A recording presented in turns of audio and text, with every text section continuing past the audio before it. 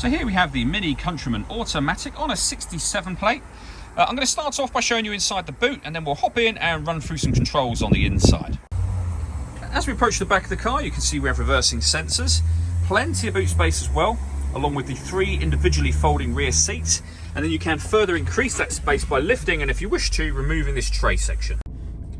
Okay, now that we're inside the car, we're going to start with the dials. On the left-hand side, we have the rev counter, we have the speedometer in the middle, and the fuel gauge on the right-hand side. Also in the middle, you can see the total miles for this car, which are 18,005. The information displayed above that can be changed by pressing a button on the end of the indicator stalk for various bits of trip computer information, or a digital readout for the speedometer, which you can see being displayed now. We back out to the steering wheel. On the left-hand side, we have cruise control and speed limiter, and on the right-hand side, stereo and phone controls, including voice activation for the phone just there. Over in the centre is the stereo itself. So this is where, amongst other things, you can pair up your phone, you can access your music as well. All the movements that I'm making are all being done using this dial and this collection of buttons just here. So, for example, you can go to the radio, press the button down, and you've got FM, AM and DAB radio. If you want to listen to your own music, that's underneath the Multimedia heading. And you can see there we have USB input, Bluetooth audio and auxiliary input as well. So loads of ways to listen to your music. We've also got the satellite navigation there. There's a full video showing how this works on both our website and on our YouTube channel. As you can see for yourself, it's a lovely clear display. It's a very easy system to use as well.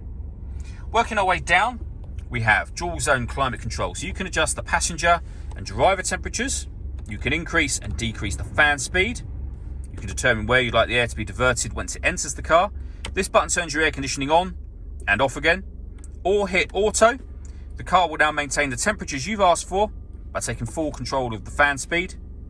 To override that, just press the auto button again and you'll go back to whatever setting you had it on previously. We have a heated driver seat. Same on the passenger side, both with 3 different heat settings on each. Beneath that, we can change the driving setup of the car. So we can put it into sport mode, green mode. I'm going to come back to that in just a moment. We can turn off the traction control from here. We can start and stop the engine. This button turns off the stop and start. This car is designed to cut out when it's stationary in traffic to save you fuel. That system's now off. We have our auxiliary and USB inputs below that, and the gear lever for the fully automatic gearbox. With regards to this button, if I lift that up, I'm putting the car into sport mode. You can see just there. Back down, we're in mid mode. All the way down, we're now in green mode for the car. All that leaves me to say is thank you for taking the time to watch the video. If you'd like to come and see the car for yourself and have a test drive, please feel free to call any of our MJA sites. We'd love to hear from you soon.